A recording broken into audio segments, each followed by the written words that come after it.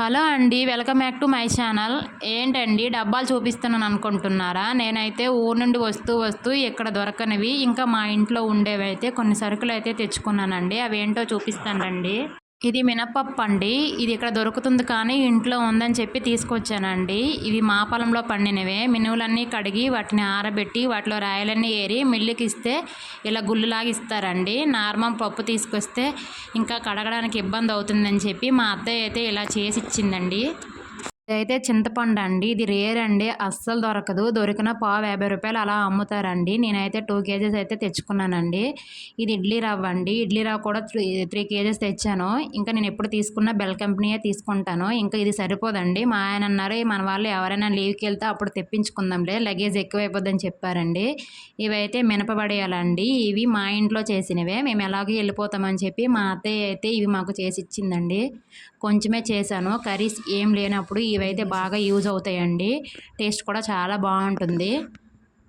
ఇది corn flour అండి. ఇక్కడ డబ్బాలతో అమ్ముతారు. నాకు నచ్చదని చెప్పి ఇంటి దగ్గర నుంచి లూజే తెచ్చుకున్నాను. ఇక్కడ బెల్లం కూడా బాగోదండి. ఇసుక బెల్లం అమ్ముతారు. అందుకని చెప్పి ఇంటి దగ్గర నుంచి 1 కిలో బెల్లం అయితే తీసుకున్నానండి. ఇవి బాస్మతి రైసు.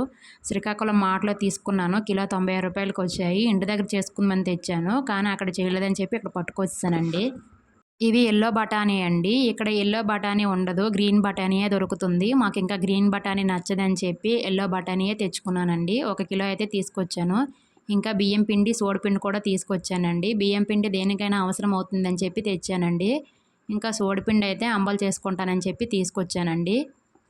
ఇదైతే పసుపు అండి. ఇది మా అమ్మ దంచేసి ఇచ్చింది. ఇంకా కారం కూడా 2 కేజెస్ అయితే తీసుకొచ్చానండి. ఎప్పుడు తీసుకున్నా ప్రియా కారమే తీసుకుంటానండి.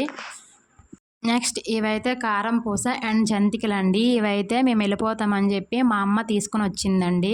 ఎక్కువగానే తెచ్చింది. మా అత్తయ్య వాళ్ళు తింటారని అక్కడ కొంచెం వదిలేసి నేనైతే ఇక్కడ కొంచెం తీసుకొచ్చానండి. లగేజ్ ఎక్కువైపోద్ది ఎందుకులే అనుకున్నాను కానీ వచ్చిన తర్వాత మళ్ళీ తెచ్చాం కాదా అనిపిస్తుంది అని చెప్పి తీసుకొచ్చానండి. ఇవైతే అప్పడాలండి. ఇవి స్వయంగా మా ఇంట్లో చేసినవే. ఇంతకు ముందైతే బయట కొని మరీ తీసుకొచ్చేవాళ్ళం కానీ ఈసారి మాత్రం ఇంటి దగ్గర చేసి మరీ తెచ్చుకున్నామండి.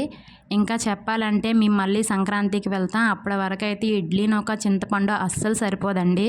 కొంచెంగానే తెచ్చాను కానీ ఏం చేస్తాం, లగేజ్ ఎక్కువైపోతుందని చెప్పి కొంచెంగానే తీసుకొచ్చానండి. మళ్ళీ మన వాళ్ళు ఎవరైనా లీవ్కి వెళ్తే తెప్పించుకోవచ్చు అని చెప్పి కొంచెంగానే తీసుకొచ్చామండి. Thank you for watching. మరిన్ని ఇంట్రెస్టింగ్ వీడియోస్ కోసం మన ఛానల్ని సబ్స్క్రైబ్ చేసుకోండి.